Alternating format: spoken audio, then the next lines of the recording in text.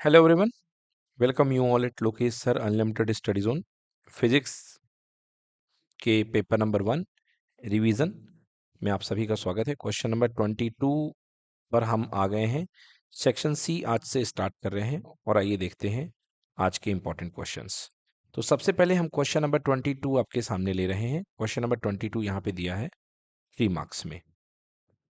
चलिए क्वेश्चन को पूरे तरीके से समझ लीजिए। A fresh water reservoir is 10 metre deep. तो सबसे पहले फिजिक्स में आपके पास न्यूमेरिकल यदि कफ आता है तो आप उसका डायग्राम बनाने की कोशिश करिए। तो यहाँ पर एक फ्रेश वाटर रिजर्वर है जो कि 10 मीटर गहरा है। ओके, ये देखिए, ये एक फ्रेश वाटर रिजर्वर। ओके, इसकी जो डेप्थ है बच्चों, ये 10 मीटर है। ठीक है ना, जिसको हम एच कहते हैं। So H equals to 10 metre. तो एक फ्रेश वाटर रिजर्वर है जो 10 मीटर डीप है और horizontal pipe in 2 centimetre diameter passes through the reservoir 8 metre below the water surface. देखिए, यहां से वाटर की surface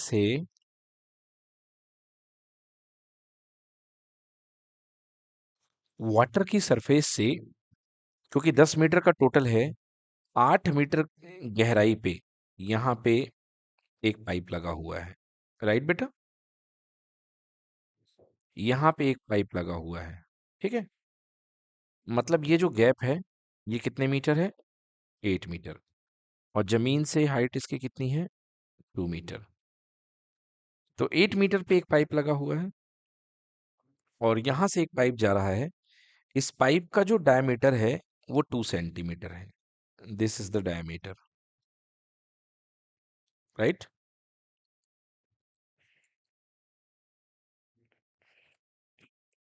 2 centimetre in diameter passes through the reservoir 8 metre below the water surface.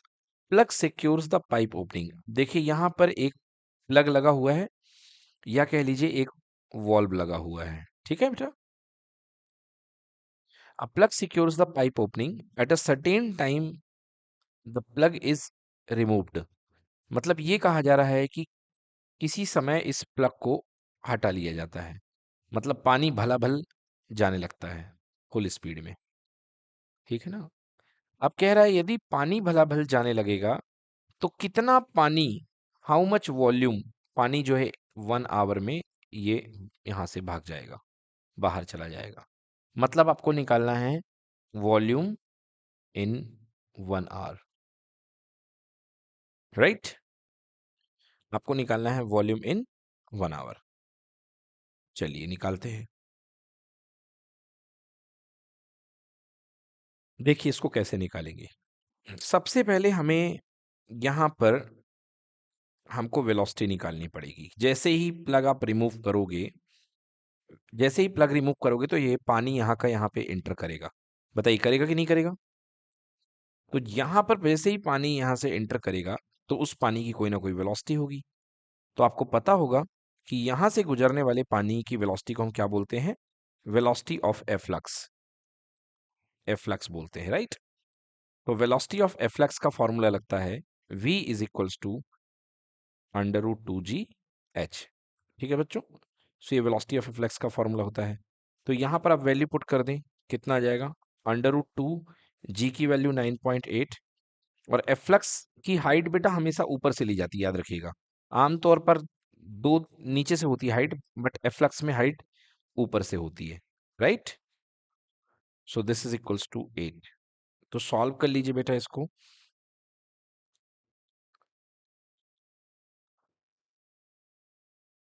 2 into 9.8 into 8। ठीक है ना, 2 cross 9.8 multiplied by 8 equals to 156.8 का square root ले लिया तो 12.52 आ गया, जिसको मैं राउंड ऑफ करके 12.5 लिख सकता हूँ। राइट बेटा, अब देखो बच्चों, ये तो बात सही है कि एग्जाम में सर क्या बहुत मेहनत करनी पड़ेगी, बिल्कुल करनी पड़ेगी, इसके लिए अपन को मेहनत करनी पड़ेगी। So this is equals to metre per second. Right बेटा, इतने पर सेकेंड से यहाँ पे पानी निकल रहा है। ठीक है ना, अब आप जानते हैं कि rate of water outlet, outlet क्या होता है बेटा? V by T. Okay, volume पर यूनिट सेकेंड। वॉल्यूम का फॉर्मूला कितना होता है? Volume equal to area into length per unit time. Clear? मतलब एक सेकंड में जाने वाले पानी की जो अमाउंट होती है वो होती है area into length upon time, because volume equal to area into length होता है। क्लियर? तो ये बन जाएगा एरिया इंटू वेलोसिटी। ठीक है ना, area into velocity. Clear? Now area निकालना है तो पानी इससे जा रहा है तो एरिया क्या आएगा? Circular cross section pi r square. So this will be pi r square into v. ठीक है, तो pi r square into v हमारे पास में आ चुका है। तो यदि मैं इसको वैल्यू पुट कर दूं मैं, तो कितना आ जाएगा मेरे पास? देखिए, पाई की वैल्यू 3.14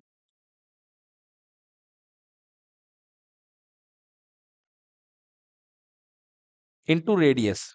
देखिए यहाँ पे जो डायमीटर दिया गया है वो दिया गया है 2 centimetre, that is equal to 2 × 10⁻⁻² metre. Right? तो रेडियस निकालेंगे तो 2 × 10⁻², का half, that is equals to only 10⁻², metre. Right? So बेटा 10⁻², का होल स्क्वायर ये हो जाएगा अपने पास में। ओके, 2 × 10⁻², का हो जाएगा कितना? 10⁻², का होल स्क्वायर, मतलब 10⁻⁴। क्लियर? Into velocity. देखिए यहाँ पर पानी की स्पीड दी जानी चाहिए, दी गई है क्या? Area into velocity pi r square v. हाँ, वेलोसिटी निकाली ना हमने 12.52। राइट? सो ये कितना हो गया बेटा? 12.52। क्लियर है? तो ये आ गया हमारे पास क्या?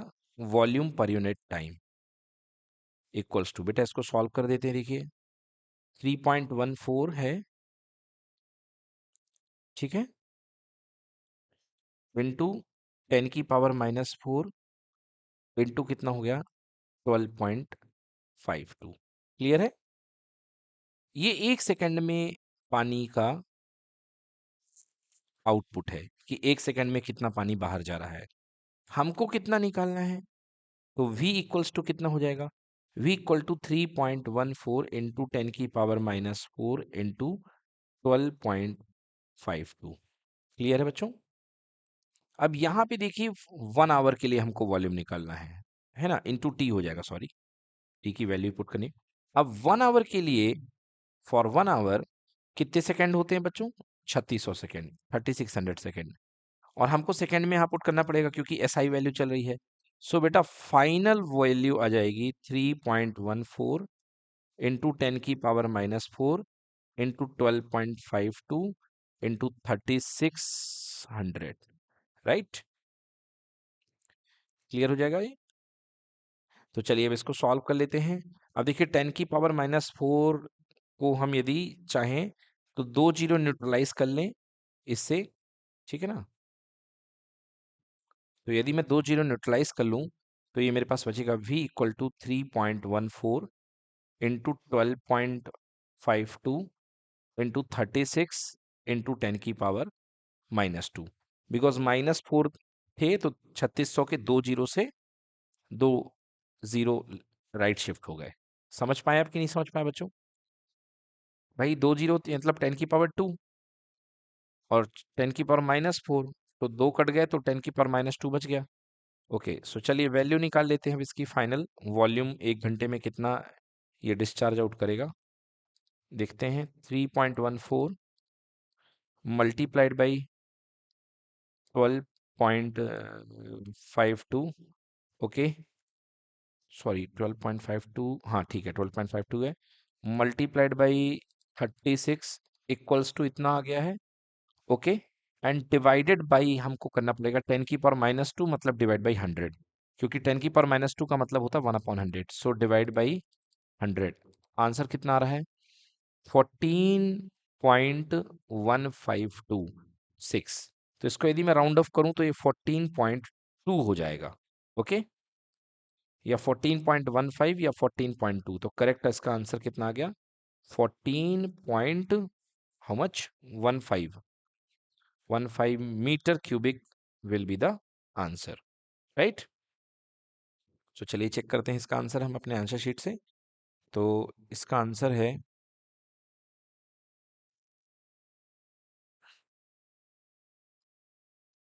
देखिए इसका आंसर देखेंगे हम लोग। सो इसका करेक्ट आंसर हमारे पास आ रहा है एग्जैक्टली देखिए बिल्कुल सही है, ऐसा ही कुछ हम लोगों ने भी किया है। ये देखिए इसमें वेलोसिटी सबसे पहले हमने फाइंड कर ली फ्लक्स की 12.52, फिर 1 आवर के लिए जो टाइम है 3600। ओके, सो वॉल्यूम पर यूनिट टाइम इक्वल्स टू कितना होता है, A into V, area into speed. So volume equals to area into speed into time. तो टाइम का मल्टीप्लाई कर दिया तो 12.5251 समथिंग आ रहा है, तो उसको राउंड ऑफ करके 12.2 ही मीटर क्यूब कर लिया गया है। डन बच्चों, इसे नोट कर ले। चलिए देखिए बच्चों, यहाँ पर अगला क्वेश्चन आपके सामने क्वेश्चन नंबर 23 दिया गया है। Certain substance has a mass of 50 ग्राम पर मोल। मतलब ये इसका मोलर मास दिया गया है। ओके, मतलब एक मोल का मास 50 ग्राम दिया गया है। तो सबसे पहले लिख लीजिए उस सबस्टांस का molar mass, that is equals to 50 gram. एक मोल के लिए जो मास है इसका, that is equal to 50 gram. ठीक है। When 300 joule of heat is added मतलब 300 जूल हीट दी जा रही है, means delta q is equal to positive 300, because system heat ले रहा है। Okay, if 300 joule of heat is added to 50 gram of sample of this material. Okay, मतलब जो इफेक्टिव मास यहाँ पे है वो 50 ग्राम नहीं है, वो कितना है, 25 ग्राम। ओके, 25 ग्राम को हीट दी जा रही है। Temperature rises from 25 degree Celsius to 45। ये हमारे काम की चीज है। Delta T is equal to final temperature. अब केल्विन में बदलो या ना बदलो कोई फर्क नहीं पड़ता है, क्योंकि डिफरेंस सेम आता है। तो 45 माइनस 25, बेटा मेन टेम्परेचर कितना आ गया, 20 डिग्री सेल्सियस। राइट बच्चों, 20 डिग्री सेल्सियस कह लो या 20 केल्विन कह लो, कोई फर्क होने वाला नहीं है। अब चलिए सबसे पहला क्वेश्चन है कि थर्मल कैपेसिटी का फॉर्मूला आपको निकालना है।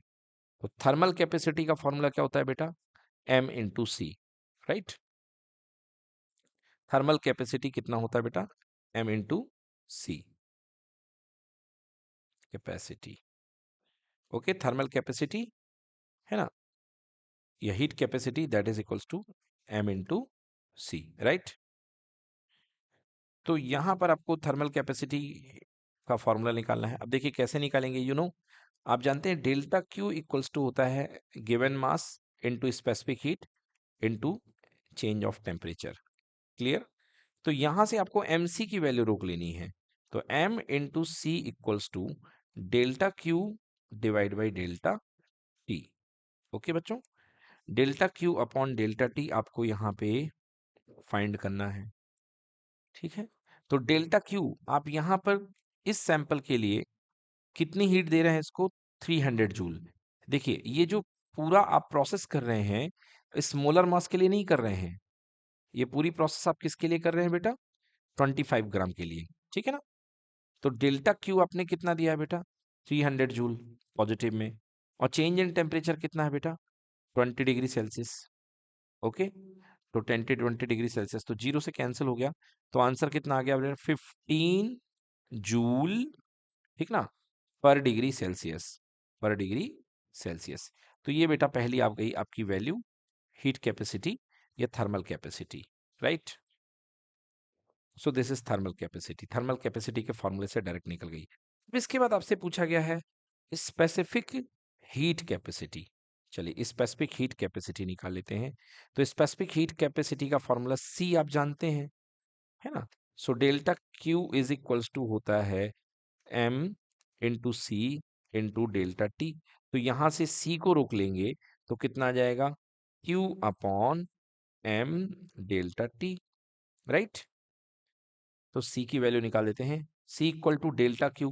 तो डेल्टा क्यू कितना है, 300 जूल है, और डेल्टा टी भी आपका निकल गया है कितना, 20 डिग्री सेल्सियस।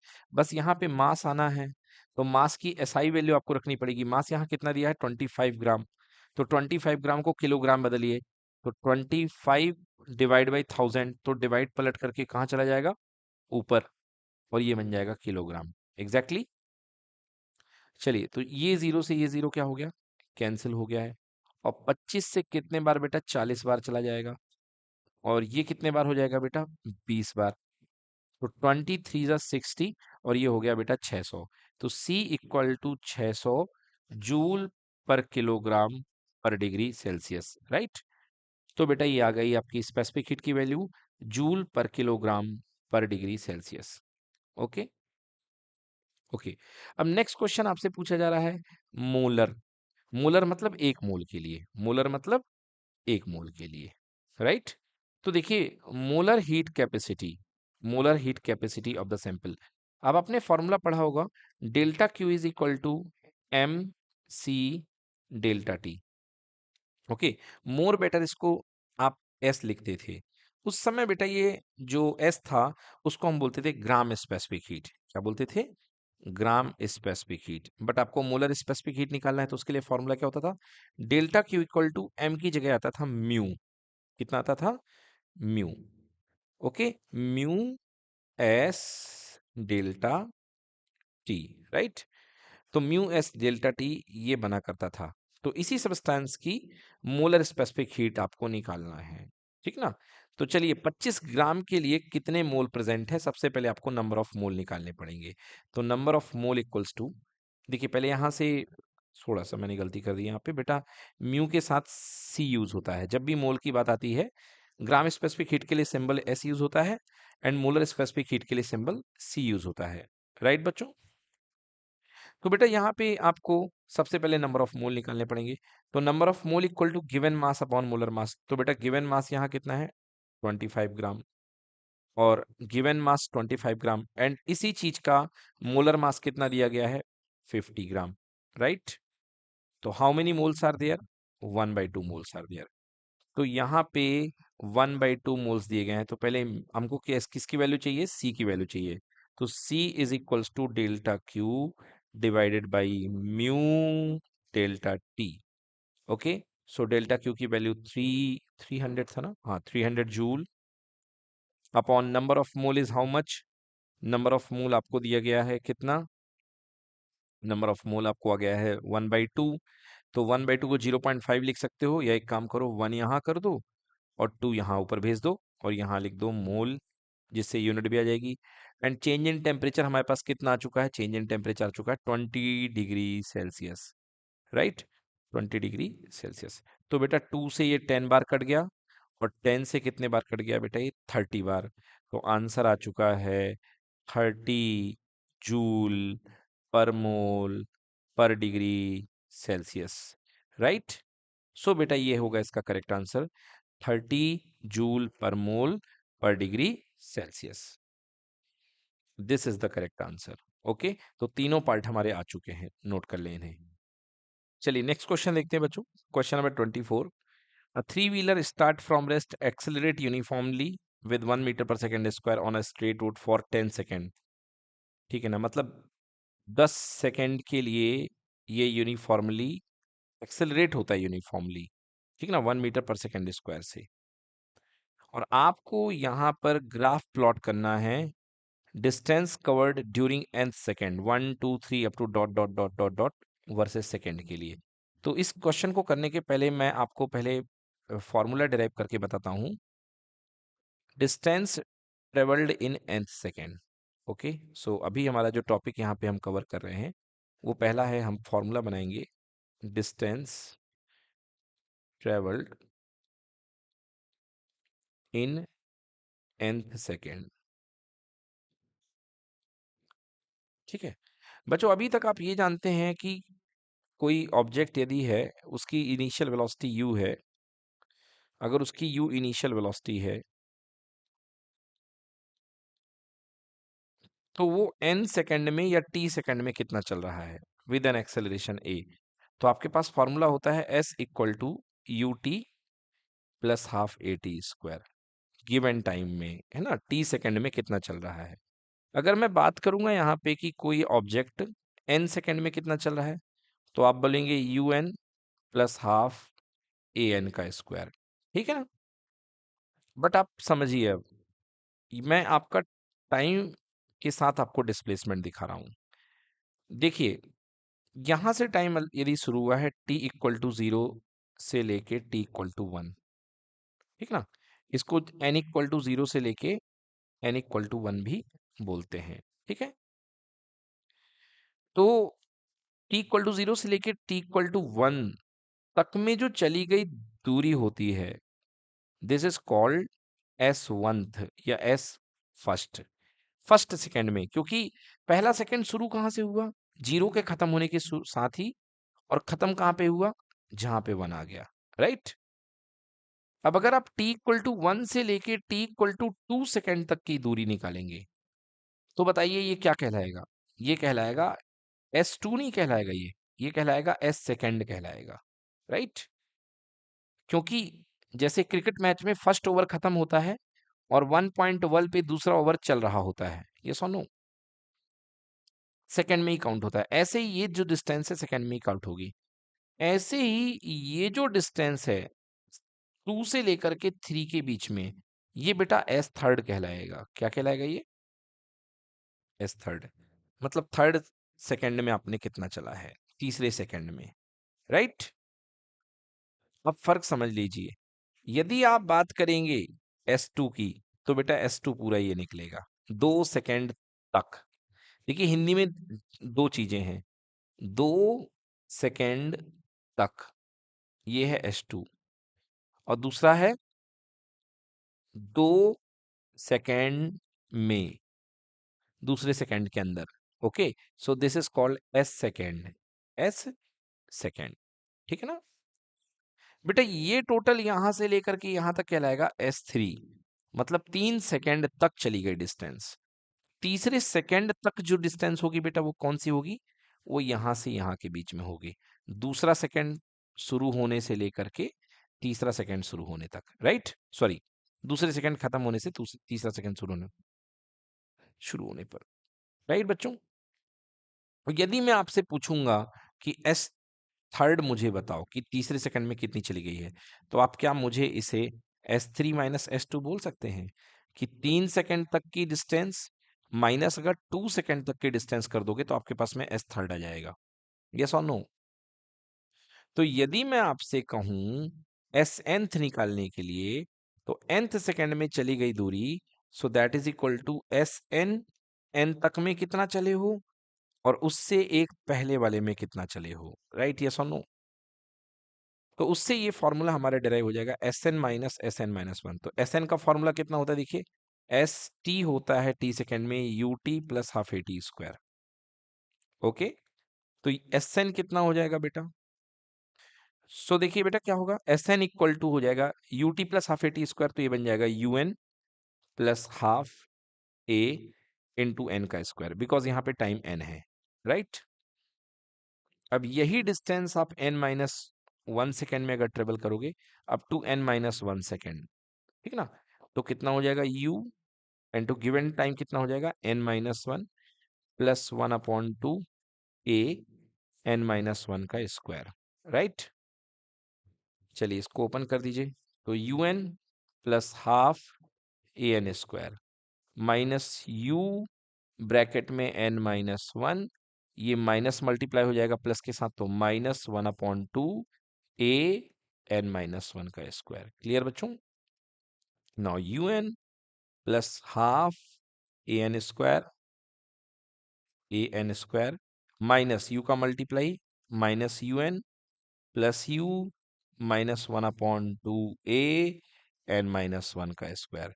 देखिए प्लस un से माइनस un कैंसिल हो गया, u आगे पहुंच जाएगा, प्लस 1/2 a कॉमन ले लीजिए आप, या you can say a/2 common ले लीजिए, ओके।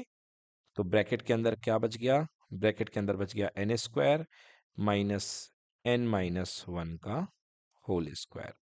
चलिए अब इसको सिंप्लीफाई कर दीजिए, सो u plus a/2 n square minus, open करेंगे, n square minus 2n plus 1, so it will B u plus a/2 inside the bracket n square minus n square plus 2n minus 1, n square से n square cancel, so u plus a by two bracket में 2n-1.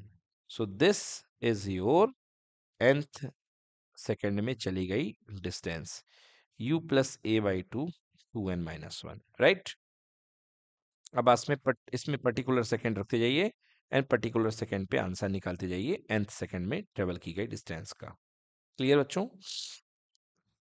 अब देखिए यहां पर यदि हम distance versus second का graph बनाएं, अगर कोई बॉडी पर्टिकुलर करते हैं इस क्वेश्चन को, जैसे हमारे पास जो पिछला क्वेश्चन है उसमें क्या कहा गया है, a three wheeler start from rest, मतलब ये जो थ्री व्हीलर है ये रेस्ट से स्टार्ट हुआ है। ओके, ये जो थ्री व्हीलर है ये किससे स्टार्ट हुआ है, रेस्ट से। और ये कहा जा रहा है कि इसका जो कांस्टेंट एक्सेलेरेशन है 1 metre per second square. Okay, तो 1 मीटर पर सेकेंड स्क्वायर से ये मूवमेंट कर रहा है, गति कर रहा है। ओके, तो यहाँ पे यदि मैं इस क्वेश्चन को सोल्यूशन के लिए सॉल्व करूं तो देखिए क्या क्या कर सकता हूं। यहाँ पे मैंने u की वैल्यू 0 पुट कर दी और a की वैल्यू कितनी पुट कर दी, 1 मीटर पर सेकेंड स्क्वायर। तो ये क्वेश्चन के क्या हल हो जाएंगे, देखिए एस nth जो निकलेगा दैट इज इक्वल टू 0 प्लस 1/2 ब्रैकेट में 2n-1। क्लियर?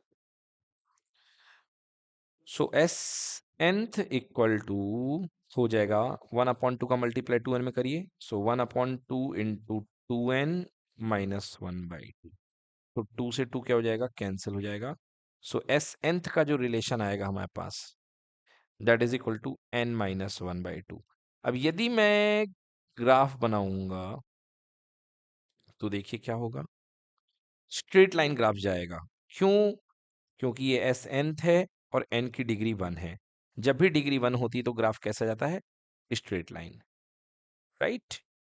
अगर मैं n इक्वल टू 0 की बात करूं, n इक्वल टू 0 पे डिस्प्लेसमेंट कितना मिलेगा मुझे, -1/2।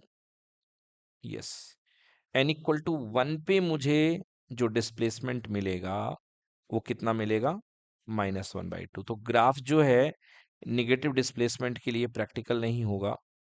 तो इस तरीके से, मतलब ऐसा कुछ नहीं कह सकते हालांकि कि प्रैक्टिकल नहीं होगा, क्योंकि डिस्प्लेसमेंट नेगेटिव है इसका मतलब डायरेक्शन उल्टी रही होगी।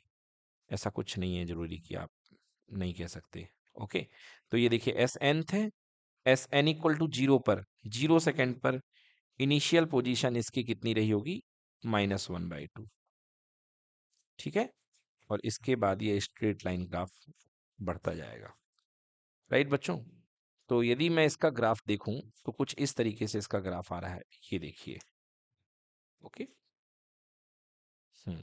तो इस तरीके से एस एन का ग्राफ जाएगा। अब यदि आप n इक्वल टू 1 पे पोजीशन देखेंगे तो आपके पास में ये देखिए फॉर्मूला ये आया है 1/2 2n-1। आपके पास फाइनली जो फॉर्मूला बना है 1/2 2n-1। ठीक है ना? ओके, या इसको आप और सॉल्व करें तो आप इसको लिख सकते हैं 2 को 2 से डिवाइड, तो ये बन जाएगा n-1/2। तो चलिए n इक्वल टू 1 डालिए, तो n इक्वल टू 1 के लिए कितनी आ रही डिस्टेंस, 0.5। n इक्वल टू 2 के लिए 2 -1/2 मतलब 1.5। तो n इक्वल टू 1 पर 0.5, जो ये देखिए 1 पर कितनी आ रही है, 0.5। 2 पर कितनी आ रही है, 1.5। तो हो गया, इन पॉइंट्स को जोड़ दीजिए और वैसे ही आपको ग्राफ क्या मिलना था, स्ट्रेट लाइन मिलना था, राइट। तो ये ग्राफ जो होगा आपका स्ट्रेट लाइन आएगा। तो क्वेश्चन में पूछा गया है कि what do you except a plot during the accelerated motion. Answer है इसका there is a straight line और parabola. Yes, this is a straight line. बस, तो यही इसका जवाब था कि इसमें जो ग्राफ बनेगा बच्चों आपका वो कैसा बनेगा, स्ट्रेट लाइन बनेगा। ठीक है, एक चीज मैं अपनी तरफ से ऐड कर दूंगा यहाँ पे आपको कि अगर आप टोटल एस का ग्राफ लेते तो बेटा पैराबोला जानता। एस अगर आप ग्राफ लेते तो s equal to u t plus half a t square. Okay, और इनिशियल वेलोसिटी 0 के लिए और एक कांस्टेंट एक्सेलेरेशन के लिए, जैसे यहाँ पे u की वैल्यू 0 दी गई है और a की वैल्यू 1 दी गई है, तो यदि आप पुट कर दें तो s इक्वल टू हो जाता है 0t, यानी कि 0 plus half into 1 into T का स्क्वायर। तो देखिए कितना हो गया, s इक्वल टू 1/2 t²। तो बेटा ये जो ग्राफ होता है ये t में कैसा जाता, पैराबोला जाता। तो मतलब t यहाँ पे होता और ये इस तरीके से ग्राफ जाता, s। तो total distance and total time में ये ग्राफ कैसा जाता, पैराबोला। ओके, कि बिकॉज एस जो होता है टी स्क्वायर के डायरेक्टली प्रोपोर्शनल हुआ करता है। That's done, complete. चलिए बच्चों देखिए क्वेश्चन नंबर 25 डिस्कस करते हैं। क्वेश्चन नंबर 25 में 3 ऑप्शंस दिए गए हैं। Why are ball bearings are used in machinery. पहले मैं सरल शब्दों में और अपनी भाषा में इनका जवाब आपको दे देता हूं कि ये 3 चीजें क्या है, फिर इसके बाद आप इसका आंसर देखिएगा। वाई बॉल बेरिंग्स, बेटा बॉल बेरिंग्स आप देखते हो ना, जो पंखे में लगी रहती हैं। फ्रिक्शन को रिड्यूस करने के लिए, स्लाइडिंग फ्रिक्शन को कम करने के लिए रोलिंग फ्रिक्शन काम में लिया जाता है, और बॉल बेरिंग्स की वजह से फ्रिक्शन की वैल्यू बहुत ही कंसिडरेबल अमाउंट कम हो जाती है। तो बॉल बेरिंग्स जो होती हैं, स्लाइडिंग फ्रिक्शन के बजाय रोलिंग फ्रिक्शन को इम्प्लीमेंट किया जाता है। एंड यू नो कि रोलिंग फ्रिक्शन जो होता है उसकी वैल्यू स्लाइडिंग फ्रिक्शन से कम होती है। राइट बच्चों? यस। तो रोलिंग फ्रिक्शन को इम्प्लीमेंट करने के लिए हम बॉल बेरिंग्स बनाते हैं। Right. Second question, why does a horse have to apply more force to start a car than to keep it moving. आपको बताया गया था जब आपको फ्रिक्शन पढ़ाया गया था कि फ्रिक्शन वर्सेस अप्लाइड फोर्स का ग्राफ जो होता है, this is friction force, this is applied external force. आपने देखा था कि फ्रिक्शन की वैल्यू एक लिमिटिंग पॉइंट पर सबसे ज्यादा होती है, that is called limiting friction force. Yes और no?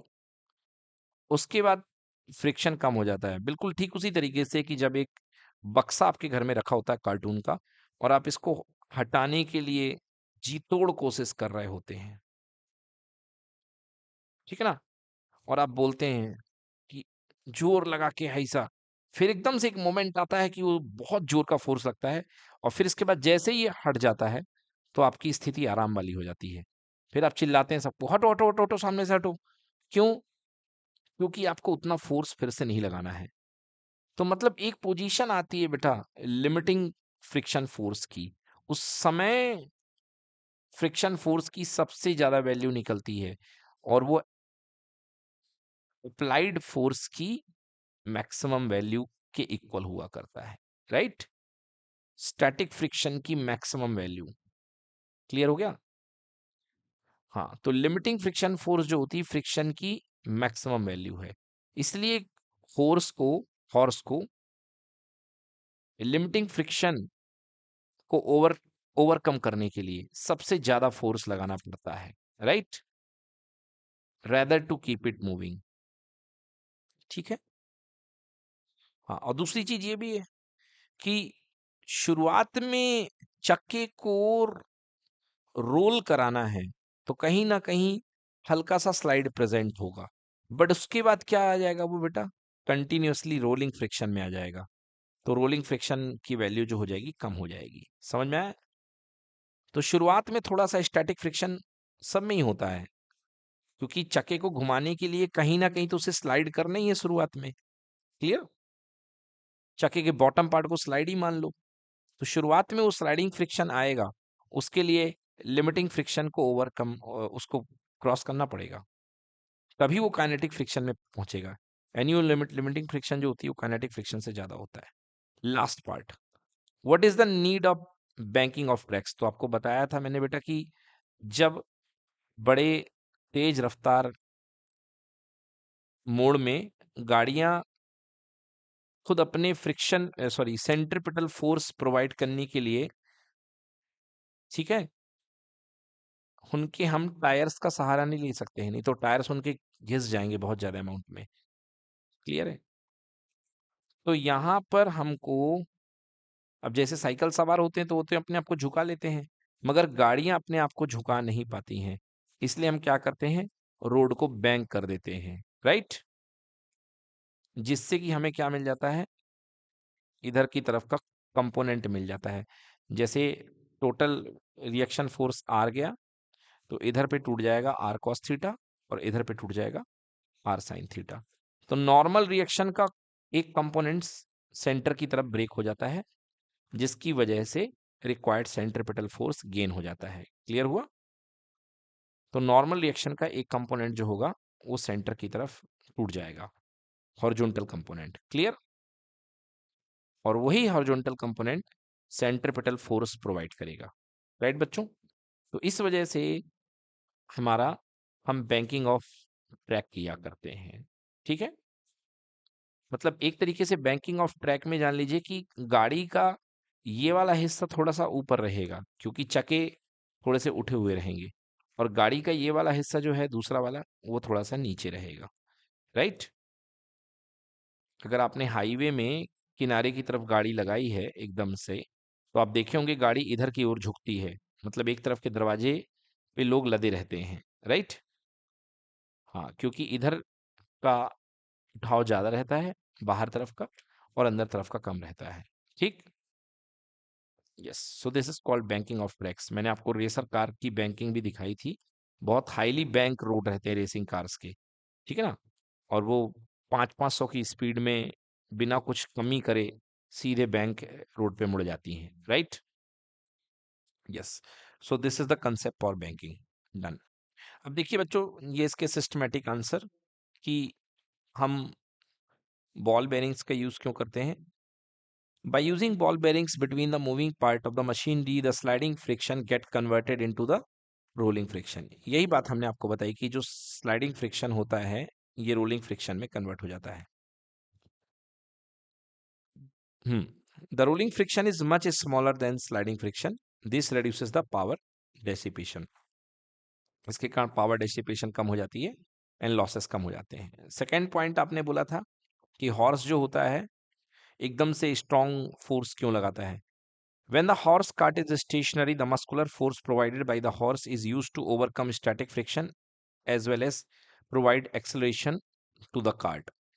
As the cart begins to move, the friction becomes lesser since it is rolling friction and the muscular force of the horse is utilized only to overcome this friction. Hence, initially to set the cart in motion, the horse need to do more work when the rather than when the cart is in motion. Third part discuss करते हैं। When the circular track is banked, the horizontal component of the normal reaction of the road provide the necessary centripetal force of the for the vehicle to move along the curved path. This reduces the wear and tear of the tire. Done? चलिए बच्चों देखते हैं question number 26। Question number 26 में कहा गया है a gas can have any value of specific heat depending upon how heating is carried out.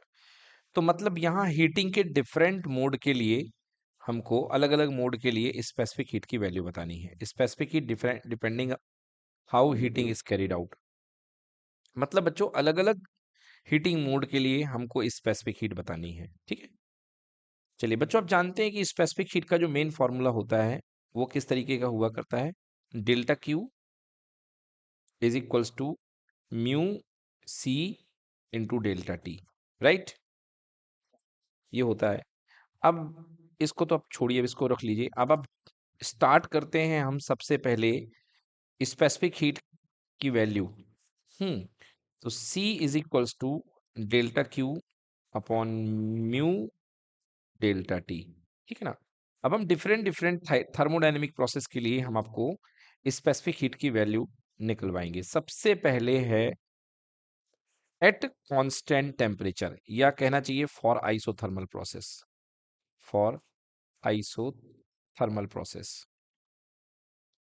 Okay, तो isothermal process के लिए C is equals to delta Q upon mu delta T.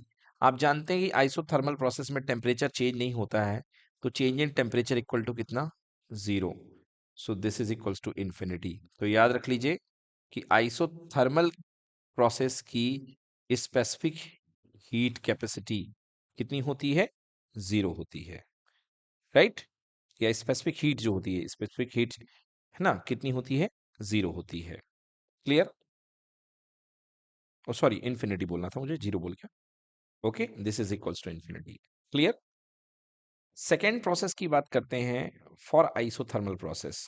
Isothermal तो हो गया है, adiabatic process. For adiabatic process, तो adiabatic process में भी हमको, यदि हमको यहाँ पे मोलर स्पेसिफिक हीट निकालनी है, C is equals to so delta Q upon number of moles per unit change in temperature. तो आप जानते हैं कि डेल्टा क्यू की वैल्यू कितनी होती है, 0 होती है। तो यदि आप यहाँ पे 0 पुट कर देंगे डेल्टा क्यू की जगह, तो एवरीथिंग विल बी 0। मतलब सी एडियाबेटिक जो होती है वो कितनी होती है, 0। राइट। अब हमारे पास सबसे दो इंपॉर्टेंट डेरिवेशन आते हैं, for constant pressure and constant volume. तो आइए इसकी शुरुआत कहाँ से होती है। देखिए, कांस्टेंट प्रेशर और कांस्टेंट वॉल्यूम की शुरुआत होती है आपके काइनेटिक एनर्जी ऑफ गैस से। Okay, kinetic energy of gas.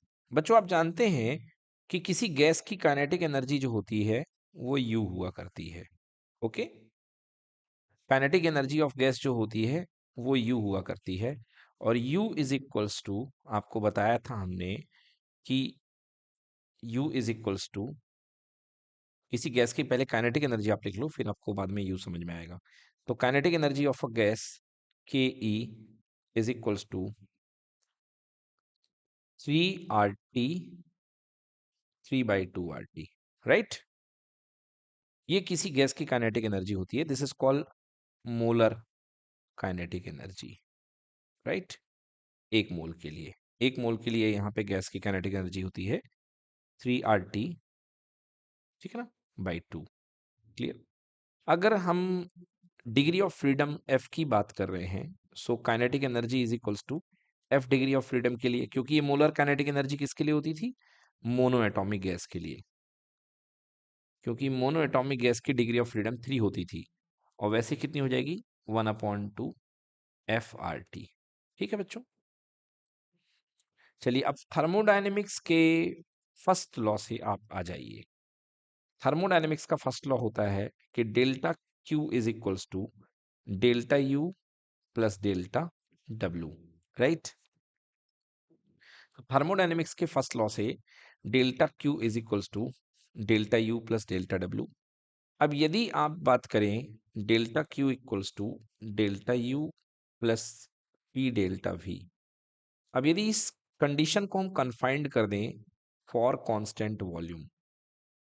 Clear है बच्चों, फॉर कांस्टेंट वॉल्यूम। तो for constant volume delta v equal to कितना हो जाएगा बेटा, 0 हो जाएगा। राइट, तो delta q is equals to कितना हो जाएगा, डेल्टा यू प्लस 0। मीन्स जो टोटल हीट जो होगी वो उसकी in total change in heat जो होगा वो इंटरनल एनर्जी में चेंज के इक्वल होगा। Clear, yes, delta u. अब आप जानते हैं कि किसी गैस की टोटल एनर्जी जो होती है उसकी काइनेटिक एनर्जी ही हुआ करती है। राइट, किसी गैस की टोटल एनर्जी क्या होती है, उसकी टोटल काइनेटिक एनर्जी होती है। Any problem. तो यहाँ पर किसी गैस की टोटल एनर्जी उसकी टोटल काइनेटिक एनर्जी ही हुआ करती है। तो आप यहाँ पे क्या लिख सकते हैं, delta q is equals to delta u की वैल्यू आपने काइनेटिक एनर्जी ऊपर कितनी निकाली है, FRT/2। राइट, सो आप यहाँ लिख सकते हैं FRT अपॉन कितना, 2। ठीक है बेटा, सो यहाँ पे FRT/2। तो delta q is equals to, f constant है, ठीक है ना, एफ कांस्टेंट है, टू कांस्टेंट है, आर कांस्टेंट है, और यहाँ पे डेल्टा किसके ऊपर अप्लाई होगा, टी के ऊपर, क्योंकि एफ भी कांस्टेंट आर भी कांस्टेंट, डेल्टा किसके ऊपर अप्लाई हो जाएगा, टी के ऊपर। अच्छा, ये सारी प्रोसेस किस पे चल रही है, कांस्टेंट वॉल्यूम पे। और कांस्टेंट वॉल्यूम पे जो हीट का फॉर्मूला होता है आप जानते हैं कितना होता है, delta q is equals to होता है mu c we delta T. Right, तो और यहाँ पर ये मोलर स्पेसिफिक, एक मोल के लिए काइनेटिक एनर्जी है। सो यहाँ पे म्यू की वैल्यू कितनी हो जाएगी, 1। तो म्यू इक्वल टू 1 के लिए डेल्टा क्यू की वैल्यू कितनी निकलेगी, सी वी डेल्टा टी। राइट बच्चों, सी we delta T.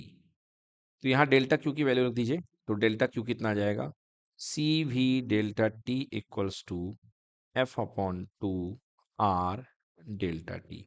Delta T से डेल्टा टी कैंसिल, बेटा सीवी का फॉर्मूला नोट कर लीजिए, F by two R. Very very important formula. Constant volume पर किसी गैस की स्पेसिफिक हीट जो होती है वो होती है एफ बाई टू आर। ठीक है, 1 मोल गैस की स्पेसिफिक हीट कितनी होती है? F by two are. Right, तो यहाँ पे एफ बाई टू आर ये हो गई सी वी। ठीक है ना, एफ आर बाई टू याद कर लें अच्छे से। अब देखिए हम इसके बाद निकालते हैं सीपी की वैल्यू निकालते हैं। ठीक है ना, अब कांस्टेंट प्रेशर पर निकालते हैं। ये किस पे निकली बेटा? कांस्टेंट वॉल्यूम पर। क्या निकली है? किसी गैस की स्पेसिफिक हीट। अब हम कांस्टेंट प्रेशर पे निकालते हैं। तो by Mayer's equation, by Mayer's equation you know Cp minus Cv equal to are, right? So Cp equal to कितना हो जाएगा? Cv plus r. Cv की वैल्यू कितनी निकली है? F r by two plus कितना हो जाएगा? आर हो जाएगा। तो आर यदि आप यहां से कॉमन ले लेंगे तो क्या बन जाएगा? F upon two plus one. This is what, this is Cp। Okay, तो अब आपके पास सभी चीजें आ चुकी हैं, है ना? आपके पास में किसी गैस की, 1 मोल ऑफ गैस की कांस्टेंट प्रेशर पे भी kinetic energy, sorry specific heat आ चुकी है, और कांस्टेंट वॉल्यूम पे भी स्पेसिफिक हीट आ चुकी है। तो एक बार फिर से मैं रिकॉल कर देता हूं। सबसे पहले अगर आप बात करेंगे आइसोथर्मल की, ओके बच्चों, अगर आप आइसोथर्मल की बात करेंगे तो आइसोथर्मल में सी की वैल्यू कितनी होगी? इनफाइनाइट। देन इसके बाद यदि आप एडियाबेटिक की बात करेंगे तो एडियाबेटिक में बेटा सी की वैल्यू कितनी होगी? 0। ठीक है, देन इसके बाद यदि आप बात करेंगे किसकी? आइसो आइसोकोरिक की, तो आइसोकोरिक यानी कि वॉल्यूम कांस्टेंट, है ना? आइसोकोरिक यानी कि वॉल्यूम कांस्टेंट, तो अभी अभी आपने निकाली f r by two. Clear? Then इसके बाद यदि आप बात करेंगे आइसोबैरिक की, मतलब पी कांस्टेंट। ओके, तो क्या फॉर्मूला निकाला आपने? F by two plus one whole multiply by r, right? Isobaric में पी कांस्टेंट मतलब डेल्टा पी जीरो होता है। इसमें आइसोकोरिक में भी constant means delta v zero होता है। एडियाबैटिक में चेंज इन एनर्जी जीरो होता है, एंड आइसोथर्मल में change in temperature equal to zero. Right, clear बच्चों? Equals to zero. ठीक है, ओके सो यहां से आपके पास में दोनों फॉर्मूले बहुत इंपॉर्टेंट आ जाते हैं, सीपी और सीवी के। कई बार गामा की वैल्यू निकालने को आती है in the terms of degree of freedom, तो वो भी यहाँ से सीख लीजिए। CP by CV equal to क्या होता है? Gamma, ratio of specific heat at constant pressure to constant volume. तो सीपी की वैल्यू आपने कितनी निकाली है? F by two plus one R. और सीवी की वैल्यू कितनी निकाली है? F by two are, right? So यहां से आर क्या हो जाएगा? Cancel. So F plus two upon two divided by F by to.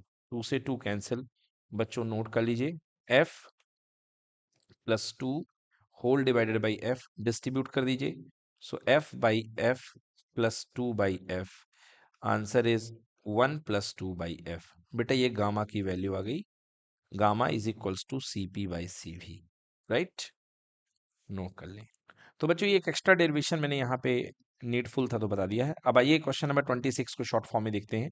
A gas can have any value of specific heat depending on how heating is carried out. Explain करिए। तो देखिए gas के जो different heating mode होते हैं उनके basis पे जो गैस की स्पेसिफिक हीट हो सकती है वो क्या क्या हो सकती है, देखिए। तो यहाँ पे m is the mass of gas, q is the heat supplied, delta t is the heat of temperature, and f is the heat of degree of freedom, sorry.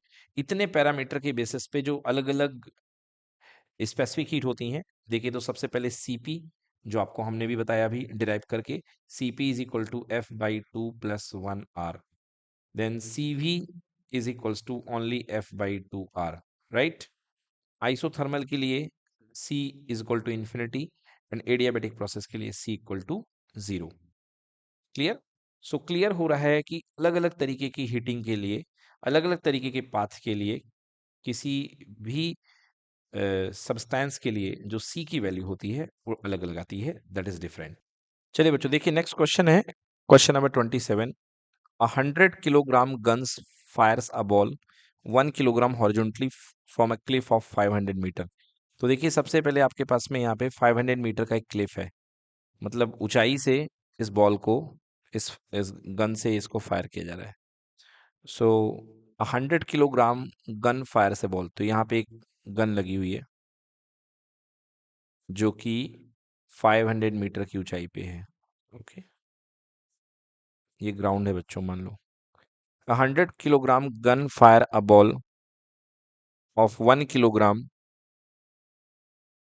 horizontally from a cliff of height 500 metre if falls on the ground at a distance of 400 metre. देखिए यहां से इसको fire किया गया, speed नहीं पता है ना, कुछ ना कुछ हॉरिजॉन्टल स्पीड इसको दी गई होगी।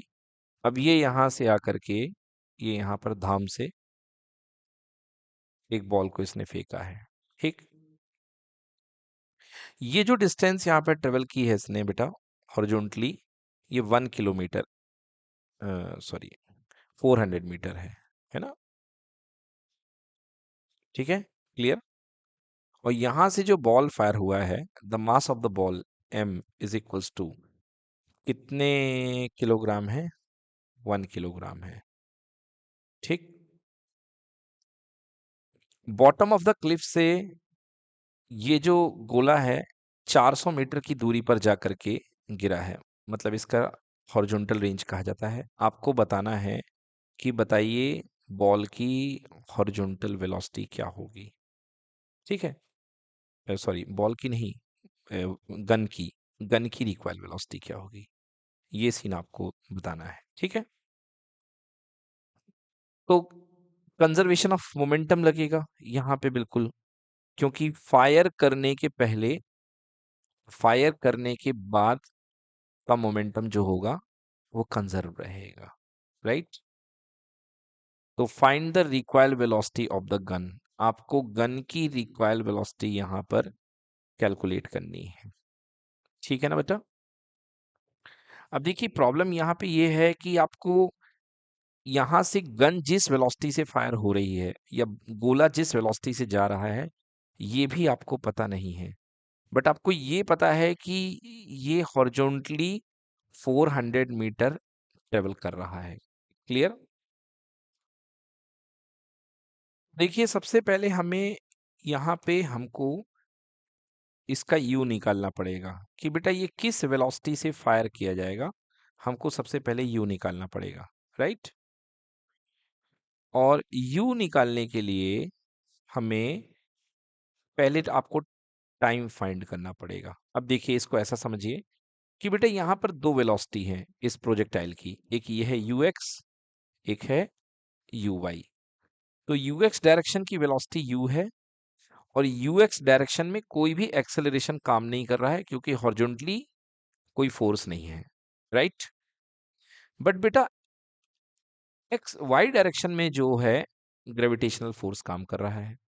ओके, और वाई डायरेक्शन में जो डिस्टेंस ट्रेवल गई है वो कितनी है, 500। तो मैं फॉर्मूला यूज करता हूं, S equal to u t plus half a t square. तो वाई डायरेक्शन में s y, u y, a y, right. तो एस वाई कितना है बेटा, -500, क्योंकि डाउनवर्ड है। यू वाई 0 है तो ये 0 हो जाएगा, +1/2। ए वाई कितना चलेगा बेटा, जी की वैल्यू 9.8 ले लो या 10 ले लो, वट 10 ले लेते हैं अपन, है ना, क्योंकि बोला भी है देखिए 10 मीटर पर सेकेंड स्क्वायर। तो इसकी वैल्यू -10 क्योंकि डाउनवर्ड एक्ट कर रहा है, एंड टी का स्क्वायर। तो बेटा यहाँ से कितना आ जाएगा, -5, और माइनस से -9 क्या हो जाएगा, cancel. So 500/5 equals to t का स्क्वायर, यानी टी स्क्वायर इक्वल टू 100। तो टी इक्वल्स टू कितना आ गया बच्चों, 10 सेकेंड। मतलब यहां से अगर इस बॉल को छोड़ते तो नीचे गिरने में कितना समय लगता, 10 सेकेंड। और यहां से अगर यहां भी बॉल जाएगी तो भी इसको 10 सेकेंड लगेगा, क्योंकि बॉल को नीचे गिराने के लिए वेलोसिटी का वाई कंपोनेंट होता है ना, और वो दोनों कांस्टेंट हुआ करते हैं, चाहे बॉल आप ऐसे फेंको चाहे ऐसे फेंको। तो एक तरीके से आप ये समझ सकते हैं कि बॉल को 400 मीटर लग रहा है ट्रेवल करने में 10 सेकंड में, राइट? तो आप जानते हैं horizontal range r equal to क्या होता है, एक्स डायरेक्शन में चली गई डिस्टेंस, तो you x into T plus 1/2 A x into T का स्क्वायर, राइट बच्चों? तो आर एक्स हॉरिजॉन्टल रेंज कितनी है बेटा, 400। यू एक्स आपको पता नहीं है, यू एक्स की वेलोसिटी क्या मानी है आपने, यू मानी है। और टाइम कितना लगा बेटा 400 मीटर को ट्रेवल करने में, टाइम तो उतना ही लगा है जितना नीचे आने में लगेगा, 10 second, right? Plus 1/2 x direction का एक्सलेशन कितना है, 0, तो सब कुछ 0 हो गया। मतलब कि 10u equals to 400, so u equals to कितना आ गया बच्चों, 40 मीटर पर सेकेंड। बेटा ये u की वैल्यू आ गई 40 metre per second, right? So this is the value of u, जिस स्पीड से इसको फेंका गया है, ये u की वैल्यू आ चुकी है। क्लियर? अब आपको वेलोसिटी ऑफ द गन निकालनी है, कितनी required velocity of the gun से हो। तो आप जानते हैं conservation of momentum by conservation of momentum, p initial equal to p final, right? तो बच्चों p इनिशियल में यहां पे देखिए, p इनिशियल में mass of the gun fire करने के पहले into velocity of the gun plus mass of the bullet या ball into velocity of the ball equals to fire करने के बाद mass of the gun into velocity of the gun, right, plus mass of the ball into velocity of the ball. Conventionally यहाँ पे initial के लिए you use कर लिया जाता है, ओके, तो आप यू रखिए। देखिए मास of the gun and velocity of the gun, तो बेटा स्टार्ट में तो गन रेस्ट पे थी और बॉल भी अंदर रेस्ट पे थी, तो दोनों तरफ क्या रहेगा, 0, right? Now mass of the gun, gun का मास कितना दिया गया भाई, दिया गया 100 kilogram, yes 100 kilogram into velocity of the gun, वही तो पता करनी है, plus mass of the bullet या बॉल, बॉल का मास जो है 1 किलोग्राम, सो यहाँ पे 1 पुट कर दें, एंड वेलोसिटी देखिए यहाँ पे आ चुकी है 40, राइट?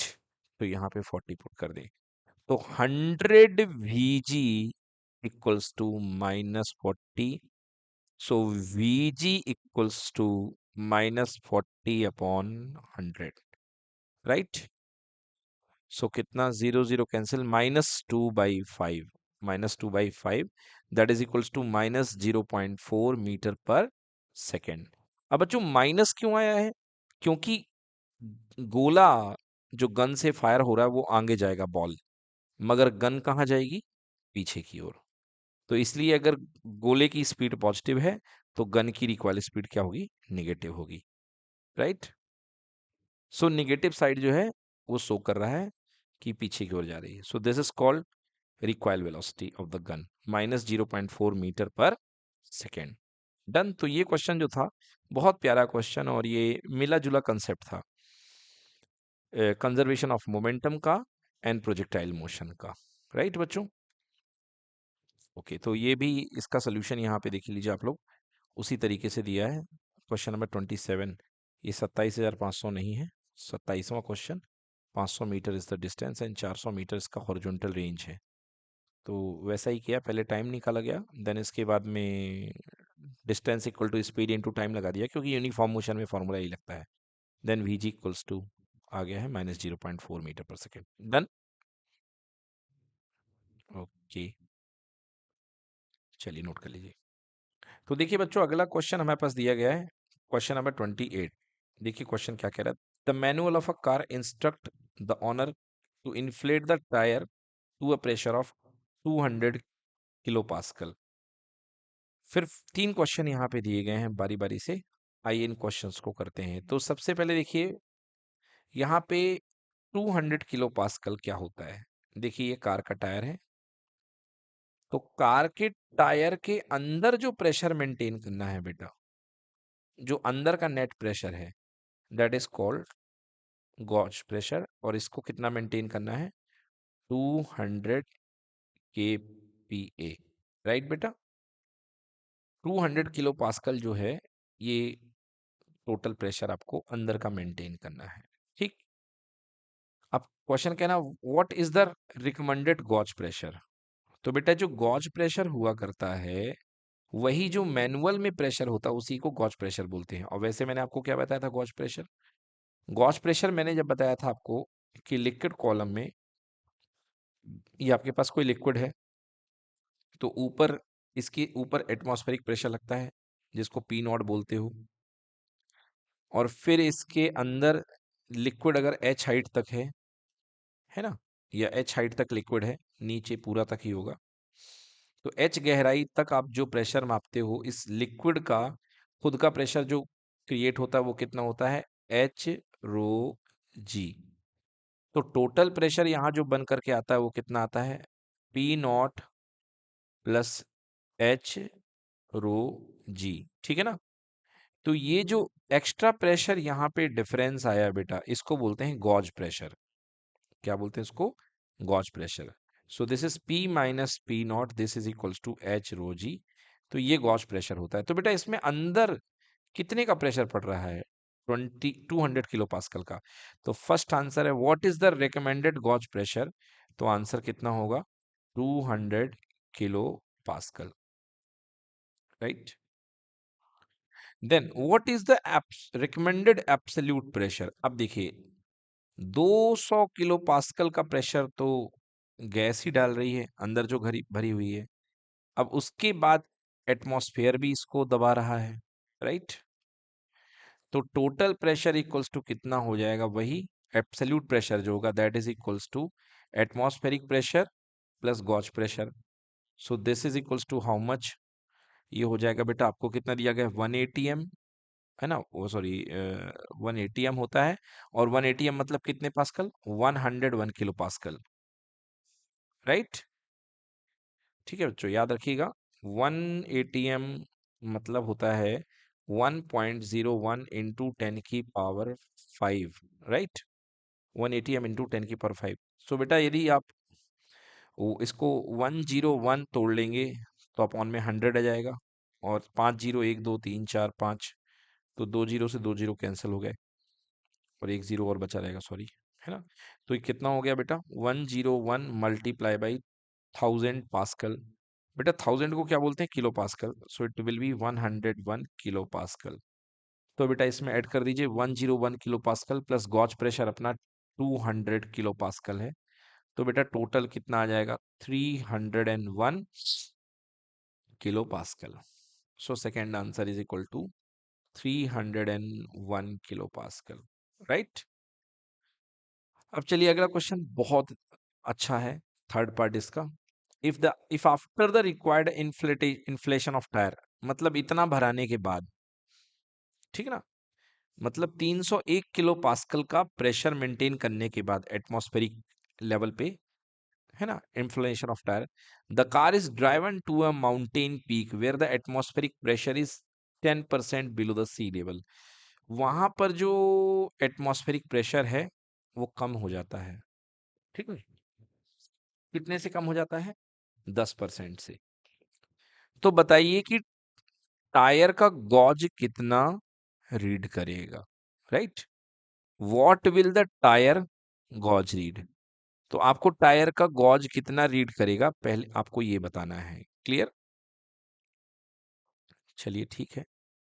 सो यहाँ पे ये कहा जा रहा है कि जो प्रेशर होता है वो 10% below the sea level, the car driven to a maintain peak where the atmospheric pressure is 10% below the sea level। जहां पे एटमॉस्फेरिक प्रेशर केवल 10% होता है सी लेवल का, क्लियर। चलिए तो कह रहा है कि अब वहां पे गॉज प्रेशर कितना होगा टायर का, देख लेते हैं बेटा टायर का गॉज प्रेशर कितना रीड करेगा।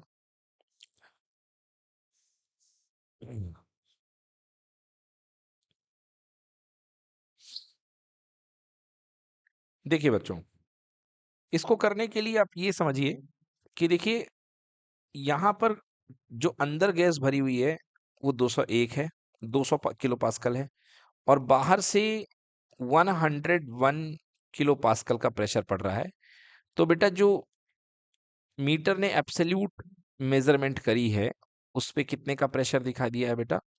301 किलो पास्कल का। ठीक ना, ये जो आपका मीटर नापेगा बेटा वो 301 टोटल नापेगा एब्सोल्यूट प्रेशर। अब कह रहा है कि ये कार गई है जहां पर एटमॉस्फेरिक प्रेशर जो है 10% बिलो द सी लेवल है, मतलब 10% बचा है। तो इसका मतलब कम कितना हुआ है? एटमॉस्फेरिक प्रेशर में कमी कितनी आई है? 90%। जैसे देखिए यहां पर 1 एटीएम था और 1 एटीएम से कम होकर के जो प्रेशर बचा है बेटा 1 एटीएम का 100% था, और कम होते होते होते होते बेटा यहां पर कितना बचा है? 10% बचा है 1 एटीएम का। राइट बेटा?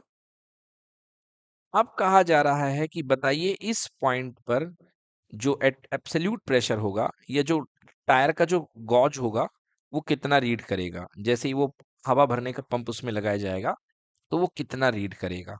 तो चलिए देखते हैं। गैस के अंदर जो खुद का प्रेशर मेंटेन है वो कितना है बेटा? 200 किलो पास्कल है। राइट?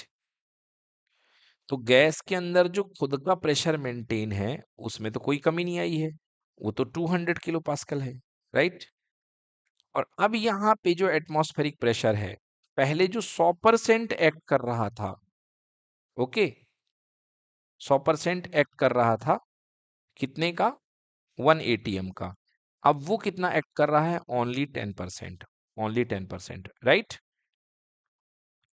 मतलब कि 101 किलो पास्कल का 10%, मतलब into 10/100, means cancel cancel, zero zero, तो कितना आ गया बेटा? ये 10.1 किलो पास्कल। एग्री कि not agree? So this is 10.1 kilo pascal. मतलब बाहर से अब एटमॉस्फेरिक प्रेशर जो पड़ रहा है वो कितना पड़ रहा है? 10.1। तो बेटा जो नेट रीडिंग होगी वो कितने की होगी? देखिए अब जो नेट रीडिंग होकर के आएगी नई केस में वो कितनी की होके आएगी?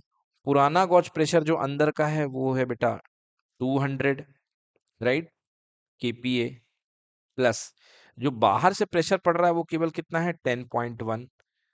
राइट? 10.1। तो करेक्ट आंसर कितना आ गया? 210.1 किलो पास्कल। बोलिए क्लियर है कि नहीं क्लियर बच्चों? तो 210.1 किलो पास्कल का आपको प्रेशर मिलेगा। चलिए देखते हैं। सो बिल्कुल सही है। अब यहाँ पे देखिए पहला पार्ट दूसरा पार्ट तो वैसे ही है, तीसरे पार्ट में इन्होंने क्या कर दिया है? इन्होंने ऐसा कर दिया है कि टोटल में से जो प्रेशर आपका निकला था 300 उसमें से 90% रिड्यूस कर दिया। तो एक तो तरीका ये भी है, और दूसरा तरीका जो हमने किया वो भी है कि भाई आपका जो टोटल गॉज प्रेशर आप खुद लेके आए थे वो कितना था? 200 किलो का पास्कल था, है ना? और उसमें जो बचा हुआ अमाउंट था वही एक्ट करेगा बाहर से एटमॉस्फेरिक फ्रॉम में। तो 10.1, तो आंसर कितना हो गया? 210.1 kilo pascal. Right?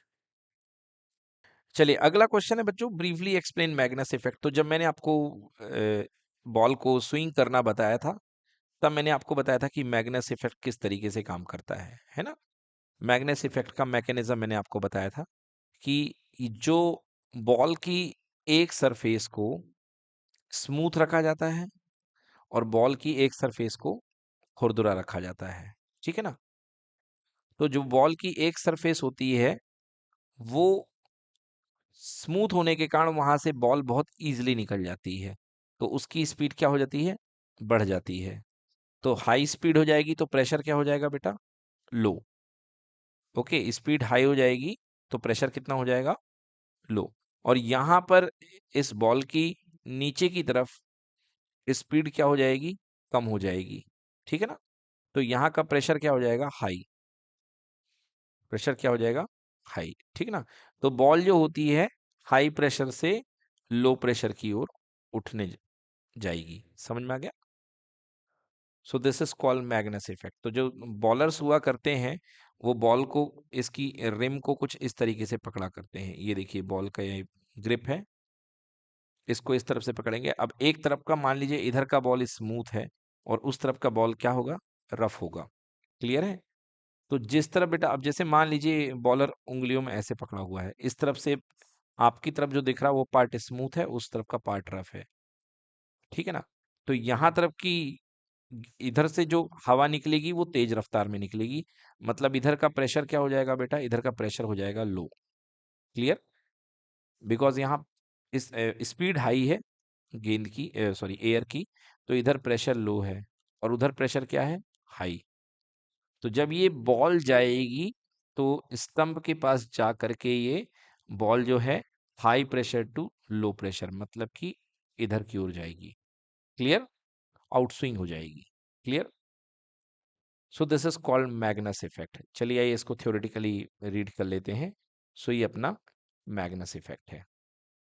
Yes, generation of a sidewise force on a spinning cylindrical or spherical solid immersed in a fluid, liquid or gas when there is a relative motion between the spinning body and the fluid। मतलब जब body spin करती है तो fluid के बीच में, it is responsible for the curve and curve of a served tennis ball and driven golf ball and affect the trajectory of a spin artillery shell।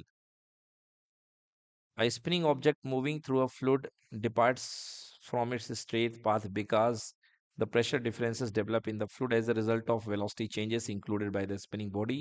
The Magnus effect is a particular manifestation of Bernoulli theorem। Fluid pressure decreases at a point where the speed of the fluid increases। यही बात हमने बताई है कि जहां पर increases होगी speed, वहां पे फ्लूइड प्रेशर डिक्रीज हो जाएगा। In case the ball spinning through air, the turning ball drags some the air around with it. viewed from the position of the ball, the air is rushing ball all sides. The drag of the side of the ball turning into the air into the direction of the ball is traveling retards airflow, whereas on the other side drag speed up airflow.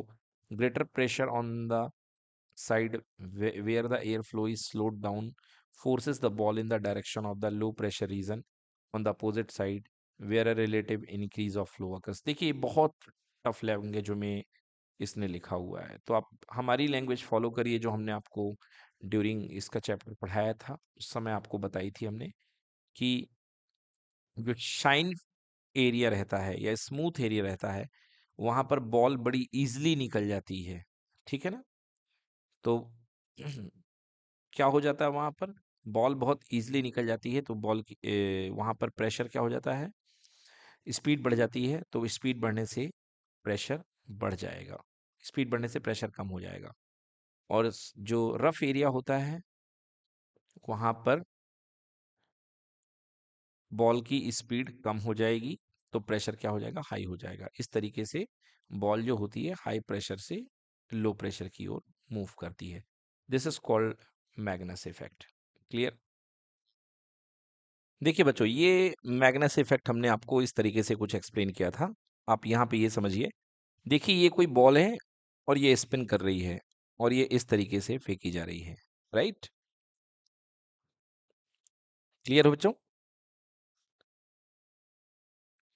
तो देखिए बच्चों, इस तरीके से ये ball यहाँ पे घूम रही है और इसको एयर फ्लो में कुछ इस तरीके से भेजा गया है। अब जो हवा है बेटा वो उधर से इधर की ओर आ रही है। राइट? बॉल इधर से इधर जा रही है, मतलब बॉल की स्पीड जो है इस तरफ आपने दी है और बॉल साथ ही साथ स्पिन कर रही है और वहां से इस तरीके से एयर आ रही है। तो अब देखिए क्या होगा। देखिए यहाँ पे बॉल क्योंकि स्पिन कर रही है तो बॉल का फ्लो भी इसी तरफ है और एयर की स्पीड भी इसी तरफ है। बताइए यस और नो। मतलब यहाँ पर क्या है, यहाँ पर वेलोसिटी हाई हो जाएगी क्योंकि बॉल भी इसी तरफ मूव कर रही है और एयर भी इसी तरफ जा रही है, मतलब ये स्मूथ एरिया होगा इस तरीके से। तो यहाँ पर बॉल की वेलोसिटी क्या हो जाएगी, हाई हो जाएगी। राइट? तो हाई वेलोसिटी है तो प्रेशर क्या हो जाएगा, लो हो जाएगा। बट अपोजिट साइड में क्योंकि बॉल इधर स्पिन कर रही है, देखिए आउटर पार्ट बॉल का इधर है और एयर का फ्लो इधर की तरफ है, तो जब दोनों एयर फ्लो और बॉल का स्पिन फ्लो अपोजिट साइड में है तो ऊपर की वेलोसिटी बताइए क्या हो जाएगी, ज्यादा कि कम, लो वेलोसिटी हो जाएगी या हाई वेलोसिटी, ऊपर का वेलोसिटी लो हो जाएगा और लो वेलोसिटी मतलब हाई प्रेशर। हाँ, तो इस तरीके से ऊपर का प्रेशर हाई हो जाएगा, नीचे का प्रेशर क्या हो जाएगा, लो हो जाएगा, राइट। तो बॉल यदि आप सीधे भी थ्रो करेंगे सामने की तरफ तो बॉल का पाथ क्या हो जाएगा, कर्व हो जाएगा, मतलब बॉल अंदर की तरफ आकर के घुसेगी। क्लियर। तो अभी आपने मैच में देखा होगा कि जो रोनाल्डो होता है या फुटबॉलर्स जो होते हैं वो फुटबॉल को लेकर के ऐसे इधर की तरफ उठाते हैं और बॉल जो होती है कट करके सीधे गोल में अंदर की तरफ घुसती है, देखा कई बार आपने, है ना, या उधर की ओर मारते हैं तो बॉल इधर की ओर अंदर की ओर आ जाती है, इनसाइड प्रेशर लगता है। क्लियर। तो वो बेटा स्पिन को मेंटेन करके ही किया जाता है, so this is called Magnus effect. So ये देखिए the difference in lateral pressure, lateral मतलब आजू बाजू pressure, which causes the spinning ball to take a curved path which is convex toward the greater pressure side is called Magnus effect. समझ में आ गया, which convex toward the greater pressure side. ये देखिए यहाँ पे जो इसका पाथ होगा convex toward the greater pressure side, इस तरफ जो इसका प्रेशर हाई पड़ेगा, ठीक है ना, और इस तरफ प्रेशर क्या पड़ेगा, लो पड़ेगा। तो देखिए इसका कॉन्वेक्स शेप पड़ रहा है ग्रेटर प्रेशर साइड। आप कहेंगे सर कॉन्वेक्स कहाँ है, मैं आपको दिखा रहा हूँ, ये देखिए ये जो बॉल का पाथ बनेगा ये बेटा ये कर्व बनेगा। सो ये शेप ऊपर से इस तरीके से जा रहा है तो इसको क्या बोलते हैं, कॉन्वेक्स। और कॉन्वेक्स किस तरफ है बेटा, हाई प्रेशर की तरफ, right. So this is high pressure side, ठीक है ना। So this is convex towards high pressure side. This is called what, Magnus effect. तो बच्चों मैग्नस इफेक्ट का ये डेरिवेशन आप नोट कर लें, द डेरिवेशन नहीं, definition. Okay, the difference in the lateral pressure which cause a spinning ball, which causes a spinning ball to take a curved path which is convex toward the greater pressure side is called Magnus effect. Please note कर लें इसको। चलिए बच्चों देखते हैं question number 29। Read the text carefully and answer the question. Certain collision are referred to elastic collisions. Elastic collision are collision with which both momentum and kinetic energy are conserved. सही बात है। The total system kinetic energy before the collision equal to the system kinetic energy after the collision. तो सही बात है बच्चों कि momentum भी कंजर्व रहता है और kinetic energy भी कंजर्व रहती है। If total energy is not conserved, then the collision is referred to an inelastic collision. ये तो यहाँ तक बिल्कुल सही ज्ञान की बातें करी गई हैं। The coefficient of restitution denoted by e is the measure of the degree of elasticity of the collision. It is defined as the ratio of the final to initial relative speed between the two object after they collide. It is normally between 0 to 1। तो बच्चों elasticity coefficient of restitution का formula ही होता है v2 minus v1 divided by u1 minus u2। ये आपको बताया गया था। A perfectly elastic collision has a coefficient of restitution is 0, right बेटा। अगर perfectly elastic collision है तो E की वैल्यू कितनी होती है, 0। ओके, एंड अगर in real life most of the collision are neither perfectly elastic and not perfectly inelastic। अगर परफेक्टली इनइलास्टिक होता है तो बेटा ई की वैल्यू 1 होती है, बट हमारी रियल लाइफ में जो वैल्यू होती है that is lying between 0 to 1 because no collision is perfectly elastic and no collision is perfectly inelastic, right. अब यहाँ पर एक सीन दिया गया है आपके सामने, मास of the car, mass of the truck, speed before the collision, speed इतनी थी कार की, मोमेंटम इतना था, speed of truck, momentum of the truck इतना था। After the collision 40 metre per second opposite direction में गया, momentum of the car 40,000 kilometre in opposite direction, speed of the truck इतनी हो गई, मोमेंटम ऑफ द ट्रक इतना हो गया। तो चलिए बताना है आपको कि कैसा सीन है यहाँ पे, है ना। Elastic both elastic since kinetic energy and momentum is conserved. Since elastic since momentum is conserved. Inelastic since kinetic energy is conserved. Elastic since kinetic energy is conserved. बताइए कौन सा करेक्ट आंसर है यहाँ पे। ये जो द कोलिजन इज, यहाँ पे बताना है इस सीन को देख करके कि क्या हो रहा है। तो मुझे तो नहीं लगता है कि बेटा काइनेटिक एनर्जी कंजर्व रहेगी, क्योंकि कार और ट्रक की टक्कर है, कभी भी काइनेटिक एनर्जी कंजर्व नहीं हो सकती है। ओके, तो elastic since momentum is conserved, both elastic since kinetic energy and momentum is conserved, inelastic since kinetic energy is conserved, elastic since kinetic energy is conserved। बताइए यहाँ पे ये कैसा मोमेंटम होगा? ये तो बड़ा अद्भुत सा सवाल दे दिया गया।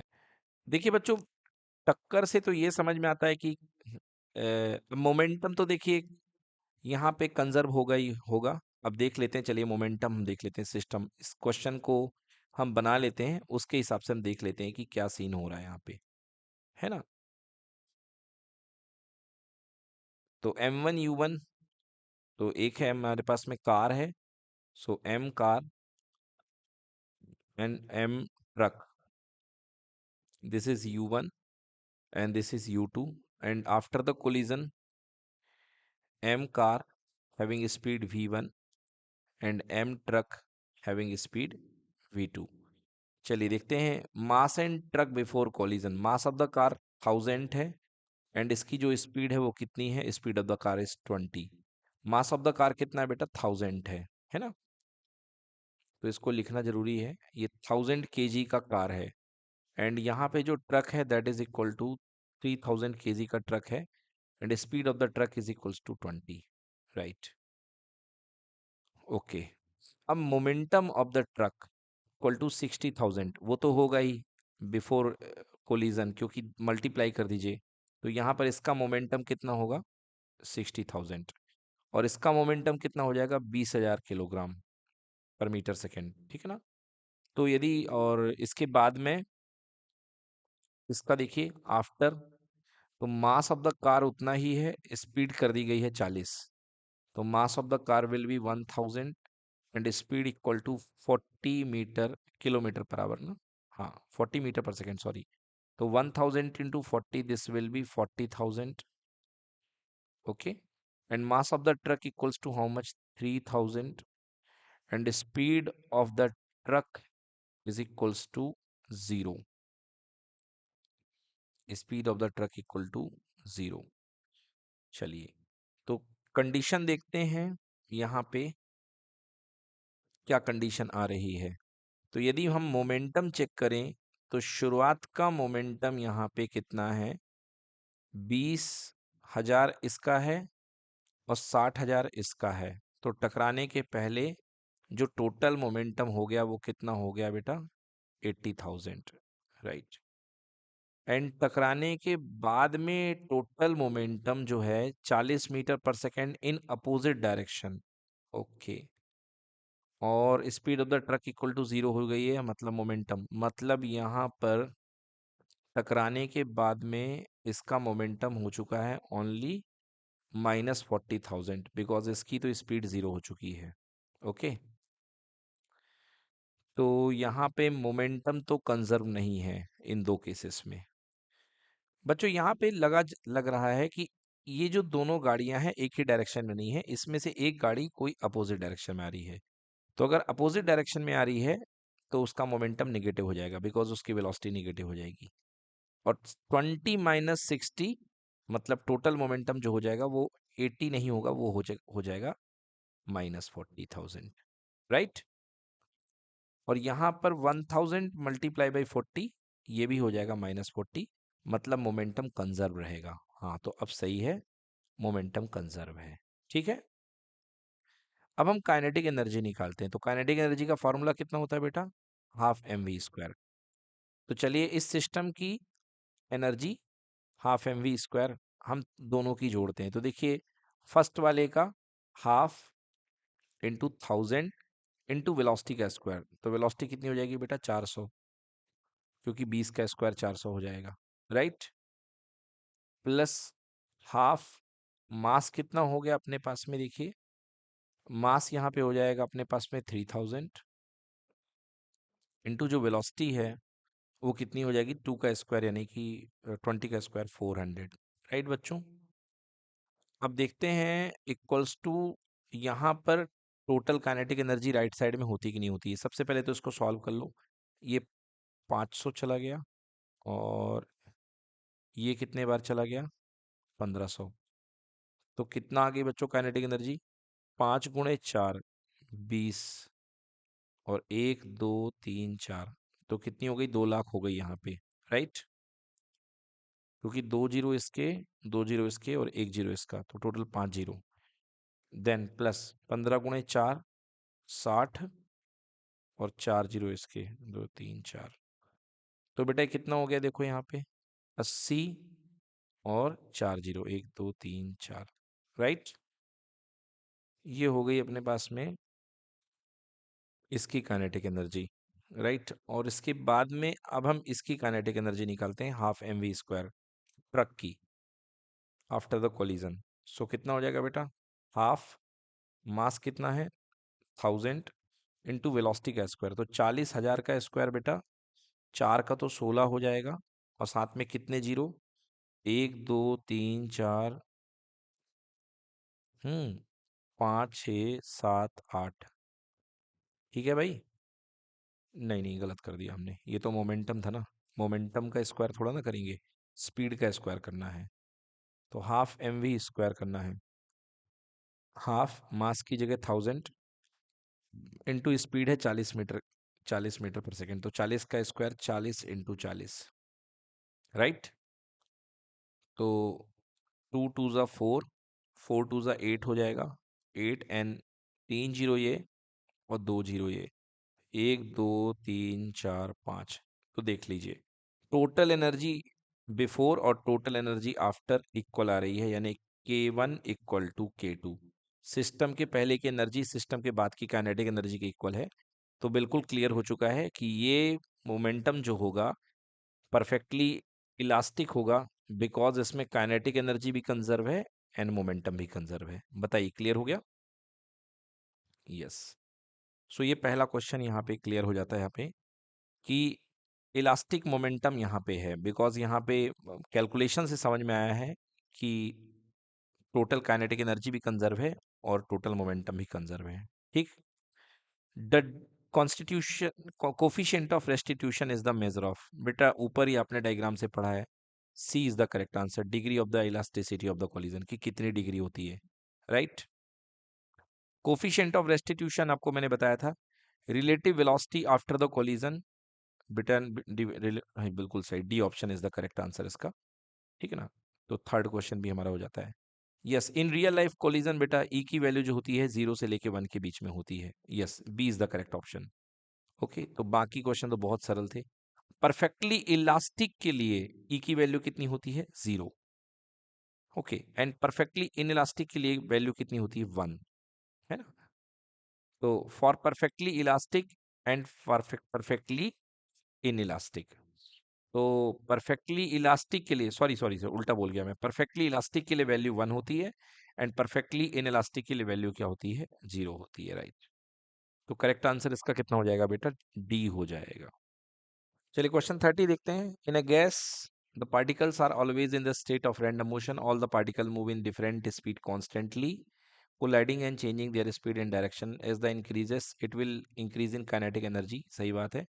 If the temperature of the gas is increased from 300 to 600, then average kinetic energy, देखो बेटा काइनेटिक एनर्जी का फॉर्मूला जो आपको बताया गया था, क्या बताया गया था, E इज इक्वल्स टू, कितना बताया था काइनेटिक एनर्जी का फॉर्मूला ऑफ द गैस का, 3kT/2। राइट, ठीक है ना, तो E is proportional to T। तो अगर आप टेम्परेचर को दोगुना करेंगे तो आपकी एनर्जी भी कितनी हो जाएगी, दोगुना हो जाएगी। तो करेक्ट आंसर इसका क्या आ जाएगा, बी डबल।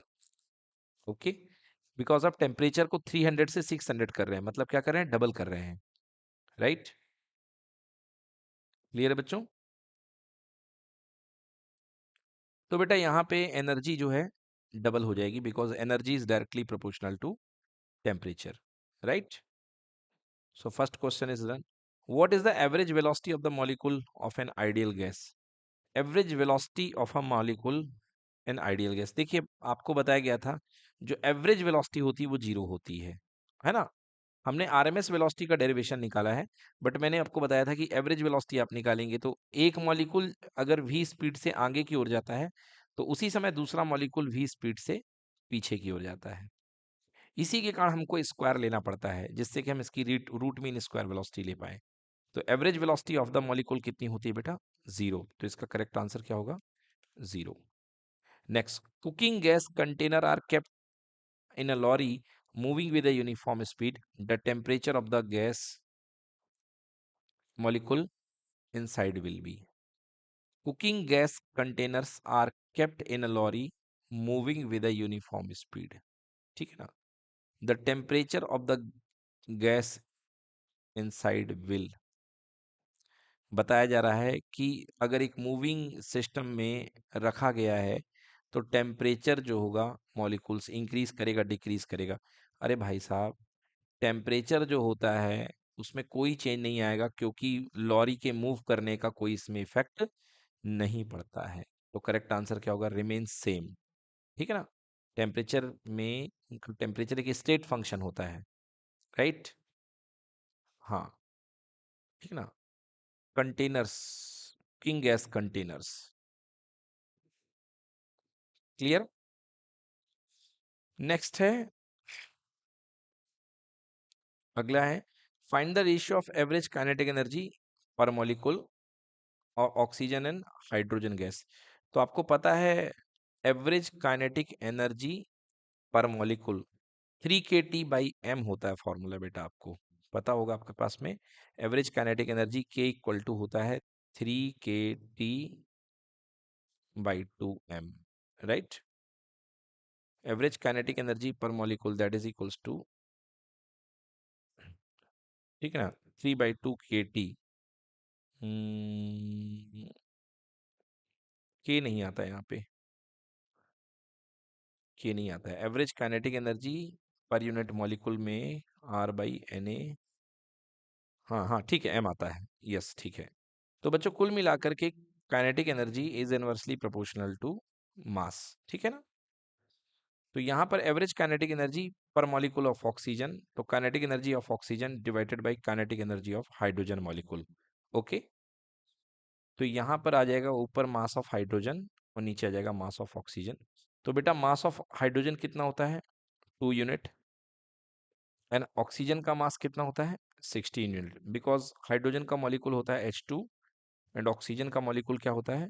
O2, right. तो हाइड्रोजन का एक मास होता है, वन मॉलिक्यूल का मास 2 AMU। ऑक्सीजन के एक मॉलिक्यूल का मास कितना होता है?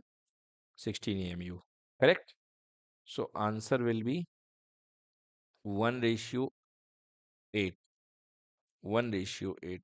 सो पर मॉलिक्यूल यहाँ पे कितना आ रहा है भाई साहब? Ratio of average kinetic energy per molecule. देखिए बच्चों यहाँ पर हमसे क्या मिस्टेक हुई है, जो kinetic energy per unit molecule होती है वो 3/2 kT हुआ करती है ना। एम का यहाँ पे कोई रोल नहीं होता है, तो 3/2 kT होती है, यहाँ पे एम होता ही नहीं है ना। हमने बाई मिस्टेक यहाँ पे बच्चों एम रख दिया है। VRMS में बेटा एम होता है वेलोसिटी में, काइनेटिक एनर्जी के फॉर्मूले में एम नहीं आता है, राइट। तो 3/2 kT मतलब बेटा जो पर यूनिट मॉलिक्यूल एनर्जी होती है वो मास से इंडिपेंडेंट होती है। तो के m⁻0, तो कोई फर्क नहीं पड़ेगा। तो आंसर इसका कितना होगा? 1:1, right. Yes. Next question, the velocities of 3 molecules are 3v, 4v and 5v। Calculate their root mean square velocity. तो सबसे पहले क्या करिए इनका RMS, रूट मीन स्क्वायर। तो पीछे सबसे पहले स्क्वायर कर लीजिए। तो स्क्वायर कर लेंगे तो 3v का होल स्क्वायर कितना हो जाएगा? 9v² प्लस अगला स्क्वायर करिए 4v का square 16v² and last 5v का स्क्वायर 25v² डिवाइडेड बाई कितने मॉलिक्यूल है बेटा? 3 है। तो 16 और 9 25, 25 25 कितना हो गया? 50v² by 3, right.